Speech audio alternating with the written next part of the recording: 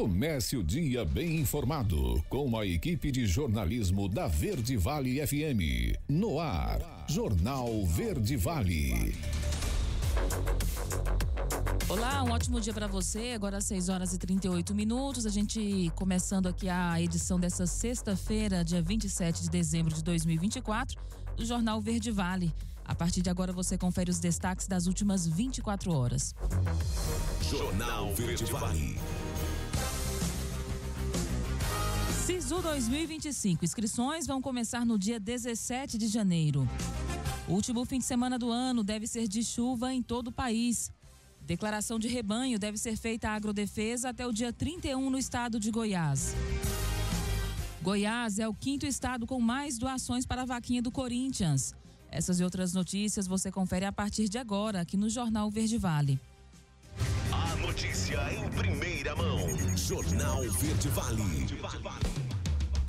Jornal Verde Vale. Verde Vale. Notícias do Brasil. 6h39. Sejam bem-vindos ao Jornal Verde Vale dessa sexta-feira, aqui pela Verde Vale FM. E já são 8 o número de mortes confirmadas devido à queda da ponte Juscelino Kubitschek de Oliveira na BR-226, entre Aguianápolis, Tocantins e Estreito, no Maranhão, no último domingo. Na manhã da quinta-feira, mergulhadores da Marinha e do Corpo de Bombeiros do Maranhão, do Tocantins e também do Pará encontraram 2 corpos. 9 pessoas continuam desaparecidas. O trabalho de busca foi retomado na tarde desse dia 25, anteontem, quando os mergulhadores encontraram corpos de mais 2 pessoas. Os 2 corpos localizados ainda não foram retirados da água. Os mergulhadores também localizaram um caminhão carregado de ácido sulfúrico, uma moto e uma caminhonete. Os veículos ainda estão submersos nas águas do rio Tocantins. Participaram dos trabalhos de resgate subaquático 29 mergulhadores. Segundo o Corpo de Bombeiros do Maranhão, o corpo de uma das vítimas estava dentro de um caminhão que caiu no rio no momento do acidente. Os trabalhos foram retomados após a confirmação da Agência Nacional de Águas e Saneamento Básico, que emitiu um parecer técnico afirmando não haver risco de contaminação nas águas do Tocantins. E o presidente do Supremo Tribunal Federal, o ministro Luiz Roberto Barroso, definiu ontem as regras para o uso obrigatório de câmeras corporais pelos policiais militares de São Paulo. Conforme a decisão, os agentes deverão utilizar o equipamento em operações de grande envergadura, incursões em comunidades vulneráveis e também operações deflagradas para responder a ataques contra policiais. A decisão do ministro foi proferida após o governo de São Paulo ter solicitado ao Supremo que as câmeras fossem usadas somente em grandes operações. Segundo a Polícia Militar, a corporação possui 10 mil equipamentos, mas fazem parte do efetivo cerca de 80 mil policiais. Em um ofício enviado na quarta-feira ao Supremo, a Procuradoria-Geral do Estado de São Paulo alegou que o ministro criou uma interpretação ampla ao determinar o uso de câmeras em operações policiais no dia 9. A Procuradoria sustenta que nem todas as operações oferecem risco de confronto. E um PL prevê a tornozeleira para monitorar agressores de mulheres. Quem traz os detalhes desse projeto é Yuri Hudson. Um projeto de lei em análise no Senado pretende monitorar agressores de mulheres com tornozeleiras eletrônicas. A ideia é garantir a segurança das vítimas e alertar a autoridade sobre aproximações irregulares. A matéria foi aprovada na Comissão de Direitos Humanos do Senado. O dispositivo seria uma ferramenta para assegurar o cumprimento das medidas protetivas de urgência em casos de violência doméstica e familiar. A proposta teve origem na Câmara, avançou com a apresentação de um substitutivo apresentado pelo senador Paulo Paim, que destacou a importância da medida. Infelizmente, não é raciocínio nos noticiários casos de mulheres assassinadas, mesmo após a imposição de medidas protetivas contra o agressor. A vítima poderá se antecipar e procurar proteção antes que o agressor possa alcançá-la. Além de monitorar os movimentos do agressor, o projeto estabelece que um sistema de alerta seja acionado caso ele se aproxime da vítima, enviando notificações tanto para a mulher quanto para as autoridades competentes. A escolha da tecnologia de monitoramento deverá ser adaptada às condições regionais do país. O texto segue para análise na Comissão de Segurança Pública do Senado. Agência Rádio Web De Brasília, Yuri Hudson. Jornal Verde Vale. Notícias de Goiás. 6h43. A Rede Estadual de Serviços Hemoterápicos convoca a população para fazer doação de sangue, devido à baixa no estoque da rede nesse período de Natal e Ano Novo. Com funcionamento em horário especial, o objetivo é garantir o abastecimento das 223 unidades de saúde atendidas pelo Hemocentro. Uma das maiores preocupações é o tipo sanguíneo O negativo, que está em nível crítico. Com fim de ano, período marcado por férias e festividades, há uma tendência de queda no número de doações, ao mesmo tempo em que a demanda por sangue aumenta devido a acidentes e outros fatores característicos dessa época. É o que explicou a diretora técnica do Hemocentro, Ana Cristina Novaes. Ela fez um apelo para que a população compareça para fazer doação. O processo é rápido, seguro e pode salvar até 4 vidas com uma única doação. Segundo ela, é importante estar atento aos requisitos para que a doação possa ser realizada pelos doadores voluntários. Os pontos de atenção vão desde o local e a hora para doação até doenças ou situações impeditivas. Para fazer uma doação de sangue, é necessário estar saudável, ter o peso acima de 50 quilos, apresentar documento com foto válido em todo o território nacional e idade entre 16 e 69 anos, sendo que antes de completar 18 anos, é necessário uma autorização dos pais ou responsáveis. E morreu ontem o menino Eduardo Henrique Vilela Fernandes, de 4 anos, que tinha sido socorrido do acidente que matou os pais e a irmã na GO 217 em Piracanjuba, na região sul de Goiás, há 5 dias. A informação foi dada pela família. O acidente aconteceu na última sexta-feira. Na ocasião, a criança foi socorrida e levada para o Hospital Estadual de Urgências, Governador Otávio Lage de Siqueira. A reportagem solicitou uma nota à unidade de saúde, mas não obteve resposta. De acordo com o Corpo de Bombeiros, o carro em que as vítimas estavam perdeu o controle da direção durante uma chuva, aquaplanando e batendo de frente com um caminhão que seguia na direção contrária. O motorista do caminhão não sofreu lesões aparentes. Morreram no local da batida o motorista do carro, Luiz Henrique, de 29 anos, a esposa Débora Cristina, também de 29, e a filha Ágata Cristina, de 8 anos. A Polícia Rodoviária Federal registra 4 mortes e mais de 3.000 multas em 5 dias da Operação de Natal. Vamos saber desse balanço com Sabrina Vilela. Desde o início da Operação Natal da Polícia Rodoviária Federal, no dia 20 de dezembro, 4 pessoas morreram em acidentes até essa manhã de Natal. Mais de 3.000 autuações foram registradas até esta quarta-feira no estado de Goiás. Ainda não é possível detalhar o número de acidentes, porque a operação será finalizada ao final desta quarta-feira. De acordo com o chefe do Núcleo de Comunicação Social da PRF, o inspetor Newton Moraes, esse Natal está perigoso. O número de acidentes detalhado ainda não temos, porque a operação só termina meia-noite de hoje. Mas até agora, o número de mortes é considerado alto. São 4 mortes em acidentes isolados, especialmente porque aconteceram em colisões frontais. Agora, o que chama atenção é a grande quantidade de motoristas, especialmente em ultrapassagens proibidas, em excesso de velocidade, e vários carros, por conta da pista molhada, saindo de pista, tombando. Nesta primeira etapa, que vai até o dia 25 de dezembro, haverá um reforço na orientação aos motoristas sobre o respeito à sinalização, principalmente de ultrapassagem proibida. Entre janeiro e novembro deste ano, houve mais de 270.000 infrações desse tipo em rodovias federais que cortam Goiás. Elas foram responsáveis por causar 1.557 acidentes e 363 mortes. O inspetor da PRF, Newton Moraes, reforçou algumas orientações aos motoristas, dentre elas, evitar viagens noturnas. Ele teme que o feriado do Ano Novo seja mais violento nas estradas goianas. Mais cedo, preferencialmente a partir das 14 horas, lembrando que com chuvas o condutor deve, inclusive, dependendo do temporal, parar no local seguro e, acima de tudo, respeitar a legislação. Lembrando que o cinto é importantíssimo para todos e quem puder, evitar as viagens noturnas. Os acidentes não estão acontecendo apenas nas rodovias. A reportagem da CBN Goiânia percorreu as ruas da capital na manhã desta quarta-feira e foi possível ver pelo menos 4 batidas envolvendo carros e motos nos setores Vila São Luís, Nova Esperança, Goiânia 2 e na GO 060. Sabrina Vilela, CBN Goiânia. Jornal Verde Vale. Esportes. 6h48. E Goiás é o quinto estado de onde mais saíram doações para a vaquinha criada, com o objetivo de pagar a dívida do estádio do Corinthians. A informação foi do site que a torcida organizada Gaviões da Fiel, responsável pela campanha, colocou no ar. A dívida total da Neoquímica Arena é de 710 milhões de reais. Até às 15 horas do dia 26, ontem, já haviam sido arrecadados pouco mais de 33 milhões e meio de reais. As doações que saíram de Goiás chegam a 608 mil reais, ou 1,81% do total.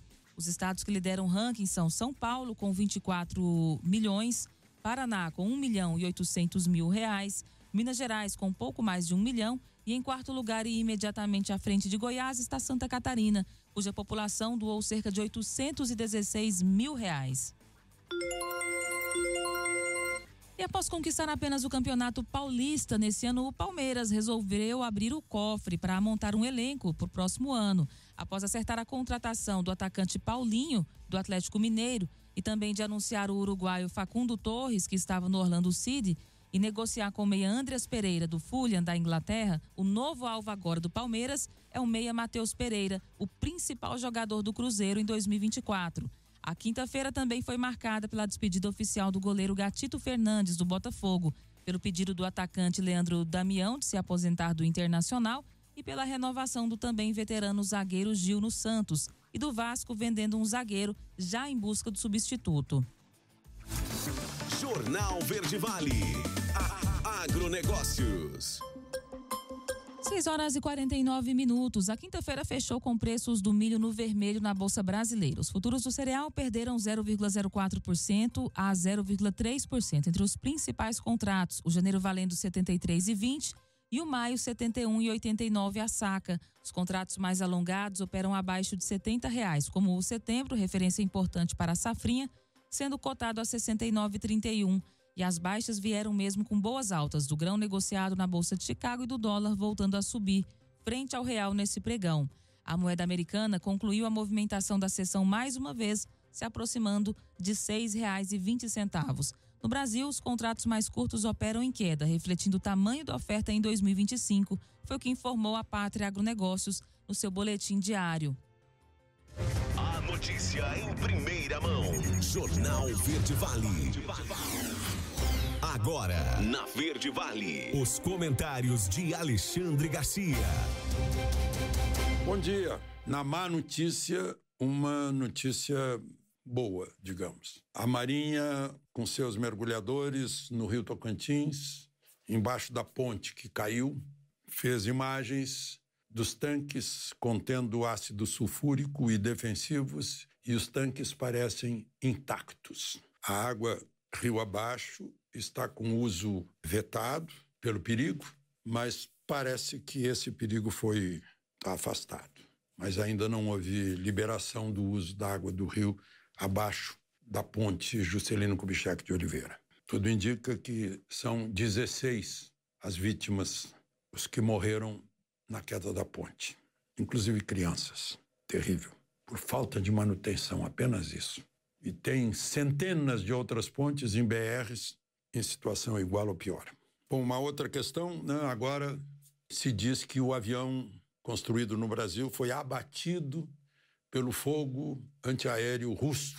Inclusive, as defesas russas confundiram o GPS do avião e o abateram. O piloto fez milagre porque ainda salvou 29 pessoas em 67.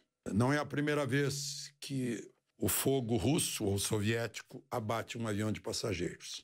Em 1983, um jumbo da Korean Airlines, num voo de Nova York a Seul, que estaria no espaço aéreo soviético, naquela rota que vai bordejando ali, passa pelo Alasca e vai bordejando o território russo, foi abatido por 2 aviões, 2 MiGs soviéticos. Foram 269 pessoas mortas naquela época, inclusive um congressista americano.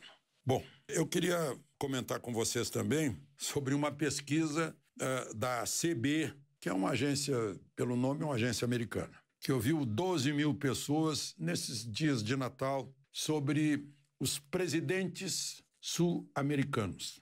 E está Milei entre o número 1 de aprovação. O mais aprovado é Milei. O segundo lugar é Lacalle Pou, do Uruguai. Terceiro lugar é o Santiago Peña, do Paraguai. Lula entrou em quinto lugar. Está bem classificado, porque são muitos os presidentes. Não? O pior é a do Peru, Dina Boluarte, e um pouquinho melhor que ela, mas muito ruim, Maduro, e depois o Luiz Arce, da Bolívia. Lula está com 44% de aprovação e 53% de desaprovação.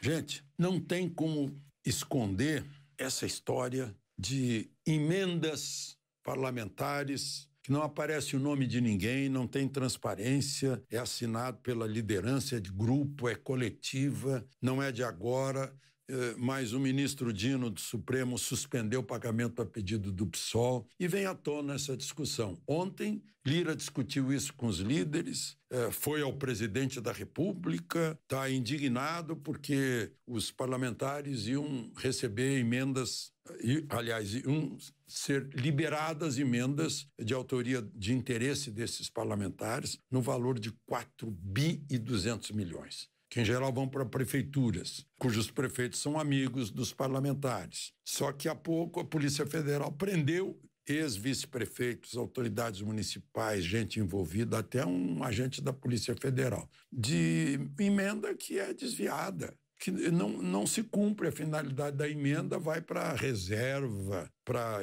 eleição, né? No fundo vai para o bolso de muita gente, que se o advogado é bom, acaba na justiça eleitoral o processo, quando deveria ir para justiça criminal mesmo. É o que a Polícia Federal está investigando agora.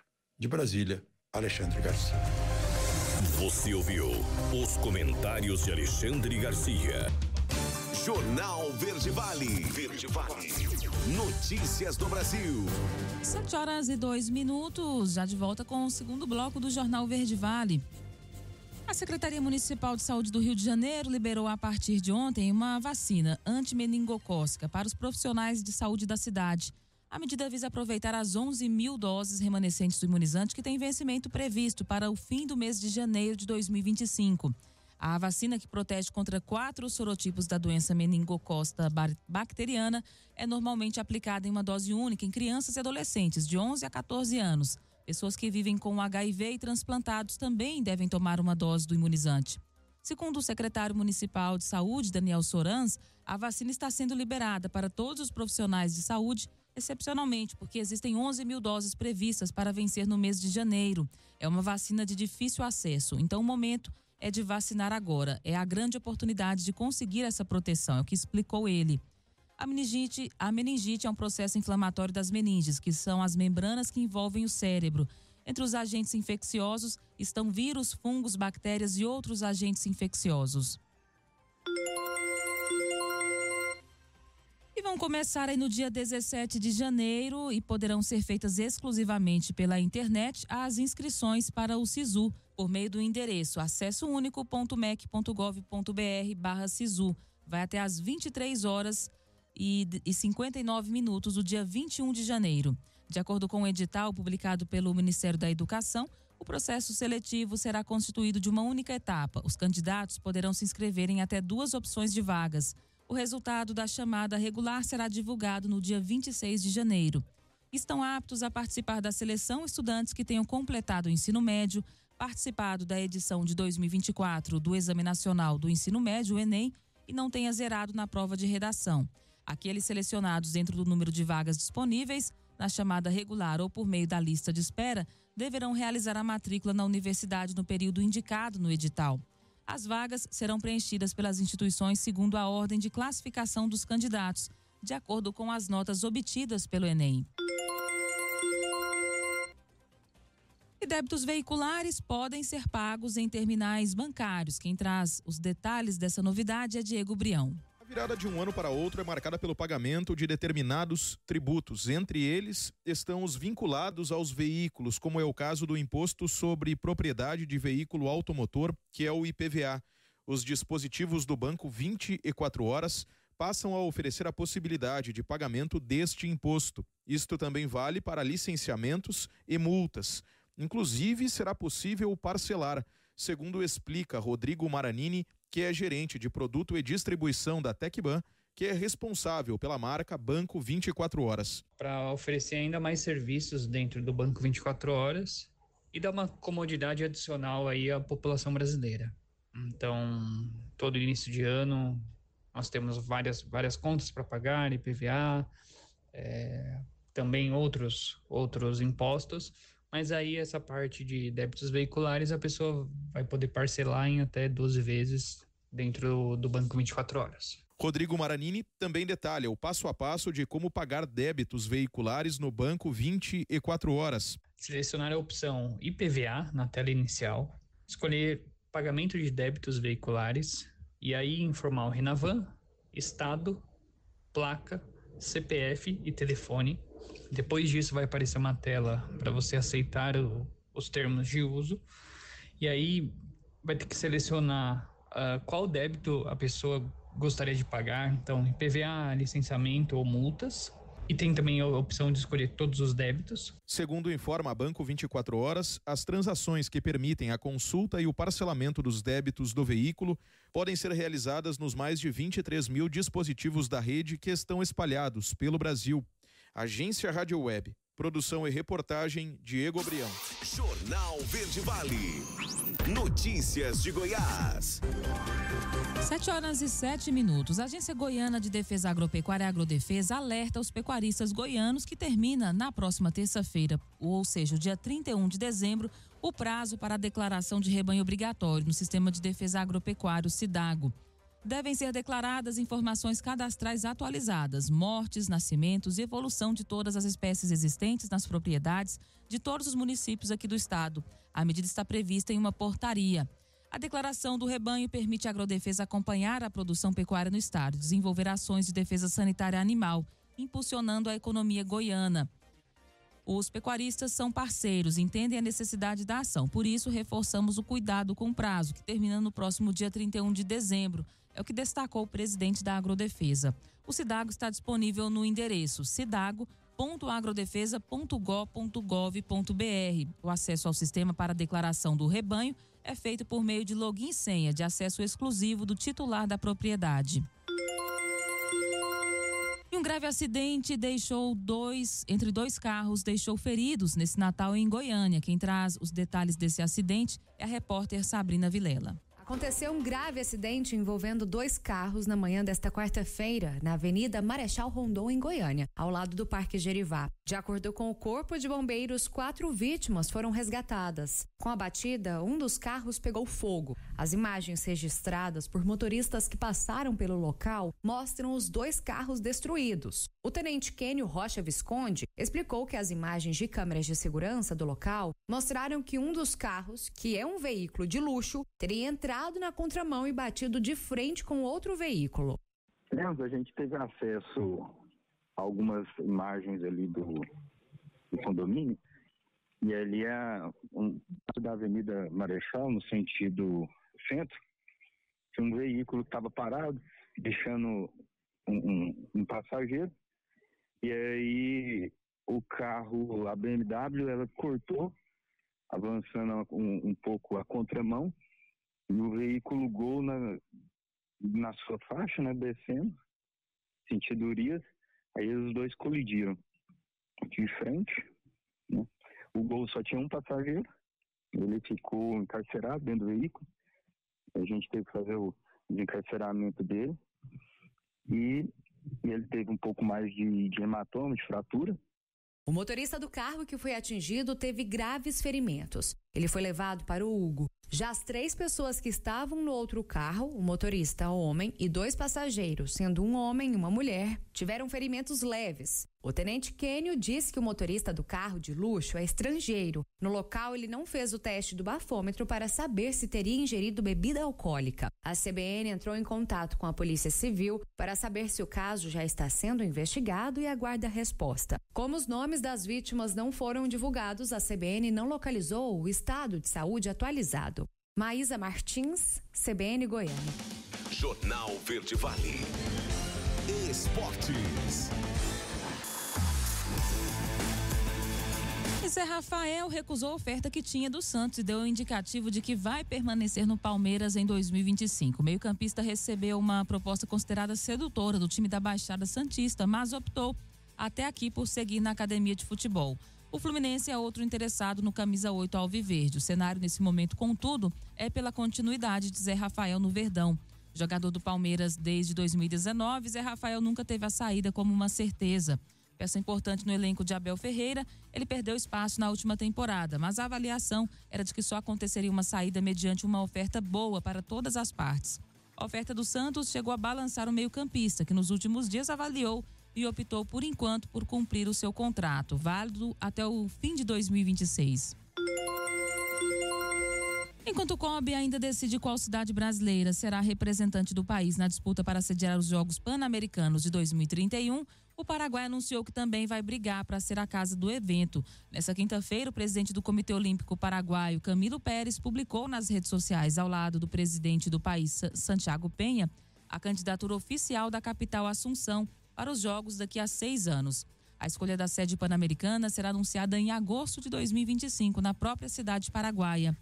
Demos um grande passo para o esporte paraguaio. Agradecemos ao presidente Santiago Penha por assinar a carta de garantia que respalda a candidatura para ser sede dos Jogos Pan-Americanos 2031. Jornal Verde Vale. Agronegócios. 7h12. Os futuros do farelo da soja dispararam no pregão da quinta-feira e fecharam com mais de 4% de alta na Bolsa de Chicago, entre as posições mais negociadas. O contrato de janeiro fechou o dia com $305,70 e o maio com $320,20 por tonelada curta. O movimento foi combustível forte para o avanço de preços do grão, que terminaram o pregão subindo mais de 1,5% na Bolsa e de 12,75 a 17,5 pontos. Assim, o janeiro fechou com $9,88 e o maio $10,07 por bushel. Apesar dos ganhos entre os futuros do derivado, a soja em grão ainda sente a pressão vinda dos fundamentos. Entre eles estão as projeções de uma safra recorde na América do Sul, com foco na produção de 170 milhões de toneladas no Brasil, a demanda crescendo menos do que a oferta e um cenário macroeconômico ainda incerto. Jornal Verde Vale. Verde Vale. Notícias do Brasil. E o último fim de semana do ano deve ser de chuva em todo o país. Segundo o Instituto de Meteorologia, o INMET, a partir de hoje está prevista muita chuva na parte central do país, com destaque para a região sudeste. Entre a noite, no caso de ontem, e hoje, um novo episódio da zona de convergência do Atlântico Sul se configura no país. É responsável por promover dias seguidos de tempo nublado, volumes consideráveis de chuva, por vezes persistentes, que podem causar impactos à população. As áreas de ocorrência de chuvas mais significativas serão aquelas em que o fenômeno atuar, ou seja, desde o sudoeste da Amazônia, cruzando as regiões centro-oeste e sudeste do país, até o Oceano Atlântico. Segundo ela, na região norte a previsão é de muitas nuvens, com pancadas de chuva e possíveis trovoadas isoladas. Na região nordeste deve haver muitas nuvens com pancadas de chuva também no litoral. E já também no leste do Rio Grande do Norte, Paraíba e Pernambuco, especialmente no período da manhã. No interior da região, o tempo deverá permanecer quente, com baixa probabilidade de chuva. 7h14. Confira como vão funcionar os serviços neste fim de ano nessa matéria de Iveson Gomes. Com a chegada do ano novo, muitos serviços ajustam seus horários de funcionamento para atender a população durante as festividades. As agências bancárias realizam atendimento presencial normalmente até a próxima segunda, dia 30 de dezembro, das 10 às 16 horas. Fique atento, porque na véspera do Ano Novo, dia 31, não haverá expediente e as compensações bancárias não serão efetivadas. Somente o Pix poderá ser feito normalmente. Carnês e contas de consumo, como água, energia elétrica e telefone, vencidos com os bancos fechados, podem ser pagos sem acréscimo no primeiro dia útil do ano, dia 2 de janeiro. Os Correios funcionam apenas até segunda, com expediente iniciando às 8 da manhã e retomam atendimento ao público no dia 2. As agências do INSS de todo o país funcionarão das 7 às 14 horas até o dia 31 e reabrem dia 2 de janeiro. Os números de emergência, como o 190 da polícia, o 192 do SAMU e o 193 dos bombeiros estarão operando normalmente. Agência Rádio Web, produção e reportagem, Iveson Gomes. Jornal Verde Vale. Jornal Verde Vale. Verde Vale. Notícias do Brasil. Agora 7 horas e 23 minutos, já de volta com o Jornal Verde Vale dessa sexta-feira. O Sistema do Cadastro Nacional de Animais Domésticos já está em fase final de teste. Deve entrar em funcionamento em breve para que os tutores possam registrar os seus bichos de estimação e emitir gratuitamente o RG Animal. De acordo com o Ministério do Meio Ambiente, a ferramenta poderá ser acessada pela conta gov.br, o portal de serviços do governo federal. Organização de resgate de animais e prefeituras também poderão cadastrar os animais sob a sua responsabilidade e emitir a carteirinha de identificação, que vai incluir um código de identificação. Esse código poderá ser fixado na coleira do animal, permitindo que via câmera do celular qualquer pessoa consiga localizar o tutor. A lei de número 15.046, aprovada em novembro pelo Congresso e sancionada pelo presidente Lula no último dia 18, autorizou a criação do cadastro pela União. O sistema vai reunir informações sobre proprietários e os pets para facilitar o controle de zoonoses e combate do abandono e também os maus tratos de animais. Essa medida também deve proporcionar mais segurança em transações de compra e venda. E 2 em cada 3 catadores têm a reciclagem como uma renda principal. Quem traz os detalhes dessa atividade econômica é Bruno Moreira. Que a reciclagem seja vista como um bom negócio e os trabalhadores da área possam ter cada vez mais oportunidades de evolução, as parcerias com a iniciativa privada são fundamentais. A análise é de Roberto Rocha, presidente da Associação Nacional dos Catadores e Catadoras de Material Reciclável, a ANCAT, em um balanço sobre a 11ª edição da Expo Catadores. O evento foi realizado na última semana em São Paulo. Nós, catadores, através das políticas públicas, somos muito importantes. E não só através das políticas públicas, a nossa importância também nessa economia circular, que hoje, cada vez mais, está trazendo os catadores para a visibilidade. E a ANCAT vem trabalhando nessa lógica, né, de fortalecer os catadores através de treinamento, de formações, buscar conectar a indústria com os catadores, trazer possibilidades deles terem equipamentos melhores para sua operação. Enfim, a ANCAT ela tem uma responsabilidade muito grande no trabalho dos catadores para que eles possam avançar na cadeia da reciclagem. A percepção da importância das parcerias para impulsionar os negócios também se revela em dados. 2 em cada 3 catadores autônomos no país dependem do trabalho como principal fonte de renda, de acordo com um relatório inédito produzido pelo Instituto Locomotiva e apresentado pela ANCAT na Expo Catadores com apoio da Ambev. Uma das iniciativas que tem colaborado para fortalecer os trabalhadores é a maior plataforma inclusiva de logística reversa executada por uma instituição de catadores. A ANCAT é a executora do Reciclar pelo Brasil, fruto de uma parceria entre a Coca-Cola e a Ambev, como explica o diretor da associação, Anderson Nassif.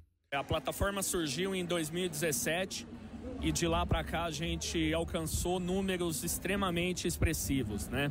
Principalmente a recuperação de massa de materiais recicláveis, oriundos aí do trabalho das organizações de catadores, e alcançamos aí cerca de 700 mil toneladas recuperadas, ou seja, que voltaram para o ciclo produtivo novamente pela mão dos catadores de materiais recicláveis.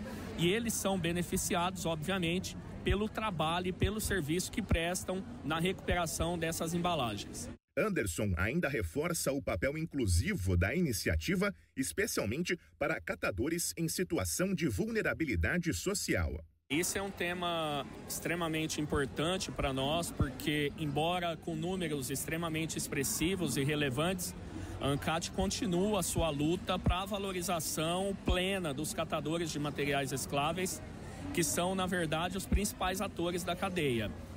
Então, obviamente, a ANCAT não conta essencialmente somente com as maiores cooperativas do país, com as grandes organizações, porque o nosso foco essencialmente é voltado para todas as organizações do país, sejam elas da forma que elas estejam hoje, porque o foco principal é levar a consciência, a valorização e fazer com que essa cadeia importantíssima dos catadores saiam da invisibilidade e deixam de ser coitadinhos e respeitados pelo trabalho que prestam Brasil afora.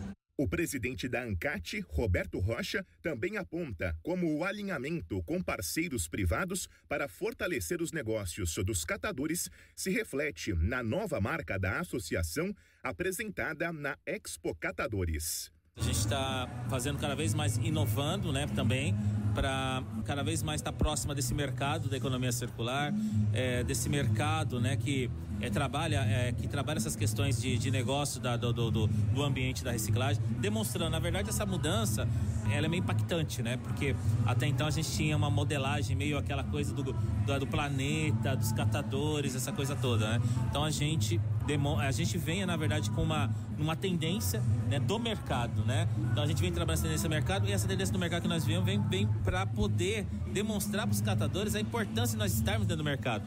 Mais informações sobre o que aconteceu de mais importante no evento estão no site e nas redes sociais da Expo Catadores. Agência Rádio Web. Produção e reportagem, Bruno Moreira. Jornal Verde Vale. Notícias de Goiás.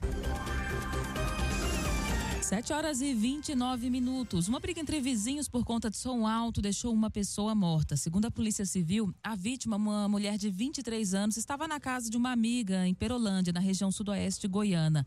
O suspeito saiu de casa e desferiu 2 golpes de faca no pescoço da vítima. O nome do suspeito não foi divulgado e, por isso, a reportagem não conseguiu entrar em contato com a defesa para um posicionamento até a última atualização dessa reportagem. O crime aconteceu na noite dessa quarta-feira, dia 25. A Polícia Civil informou que a vítima chegou a ser socorrida por amigos e familiares e levada para o hospital de Perolândia. O delegado Haroldo Toffoli contou que a polícia está fazendo buscas pelo suspeito e que, a princípio, ele pode responder por homicídio qualificado por motivo fútil. O delegado contou ainda que, após o crime, o suspeito se escondeu na casa do avô. Populares tentaram invadir a casa para linchar o autor e o avô. Visando defender a casa e o neto, o avô desferiu um disparo de arma de fogo para cima para conter os populares. A polícia militar encontrou a arma, uma espingarda e mais 11 munições intactas e uma deflagrada. Segundo a polícia, o suspeito conseguiu fugir do local do crime e o avô foi preso em flagrante por posse ilegal de arma de fogo e disparo de arma de fogo. Segundo o delegado, o avô não apresentou advogado de defesa e nem pagou fiança. Deve passar por audiência de custódia. E alunos e servidores fazem um ato contra a proposta de redução de escolas que oferecem o EJA em Goiânia. Andressa Vasconcelos é quem tem essas informações. Alunos e servidores da educação de jovens e adultos se reuniram na manhã desta quinta-feira na Câmara de Goiânia. O objetivo era fazer uma manifestação contra a proposta do prefeito eleito na capital, Sandro Mabel, de reduzir de 55 para 25 escolas que oferecem turmas de educação de jovens e adultos, também conhecidas como EJA. Com a proposta, as turmas vão ser parcialmente transferidas para o governo de Goiás. A justificativa é a economia para os cofres municipais e o aprimoramento da EJA, já que a ideia é que os alunos tenham acesso a laboratórios de informática e a possibilidade de ensino à distância. Uma das impactadas com a proposta do próximo prefeito é a diarista Meire Luce, de 58 anos. Ela conta que está fazendo o ensino fundamental 2 e que, por conta da educação para jovens e adultos, está aprendendo a ler e escrever. Não pode deixar o EJA morrer. Vai ser muito triste, porque a gente precisa. Agora que eu estou aprendendo a ler e escrever, quero concluir meu ensino fundamental 2 e ser alguém na vida. De acordo com o professor e integrante do Sindicato Municipal dos Servidores da Educação, Antônio Gonçalves Rocha Júnior, a retirada da EJA significa uma redução de direitos da população. Ele ainda ressalta que o prefeito eleito tem caminhado na contramão das políticas educacionais desenvolvidas no país. A retirada da EJA significa uma redução de direitos para a população, já que em Goiânia existe uma quantidade enorme de pessoas com baixa escolaridade que nós precisamos incentivá-las a voltar à escola e não limitar mais esse direito fechando as instituições. Portanto, o prefeito está caminhando contrário, na contramão às políticas educacionais que estão sendo desenvolvidas dentro do Brasil. Os servidores da educação também aproveitaram para reivindicar o plano de carreira dos servidores administrativos. A CBN entrou em contato com a Secretaria Municipal de Educação para questionar a quantidade de alunos atendidos pela EJA em Goiânia em 2024 e quantas vagas vão ser disponibilizadas em 2025 e aguarda retorno. Andressa Vasconcelos, CBN Goiânia. Jornal Verde Vale. Bombeiros. Agora, 7h33, a gente chega trazendo para você as informações locais dessas últimas 24 horas aqui em Mineiros e região. Aí, por parte do Corpo de Bombeiros, foram um total de 5 atendimentos, um resgate, um acidente de trânsito e uma ação preventiva, Aliás, foram 3 resgates. E entre esses atendimentos, o destaque ficou por conta aí de um acidente de trânsito, uma saída de pista, Foi registrado ali na BR-364, no trevo da Estrada da 40, envolvendo um veículo de passeio. De acordo com o relato, o condutor disse que estava trafegando no sentido com destino para a cidade de Jataí. Quando percebeu, ele já estava ali na curva, no contorno do trevo, não conseguiu controlar a direção do veículo e acabou saindo da pista, parando dentro de uma valeta de escoamento de água ali no canteiro central do referido trevo. A vítima, que é o próprio condutor, estava consciente, reclamando de fortes dores na região lombar após o atendimento de suporte básico.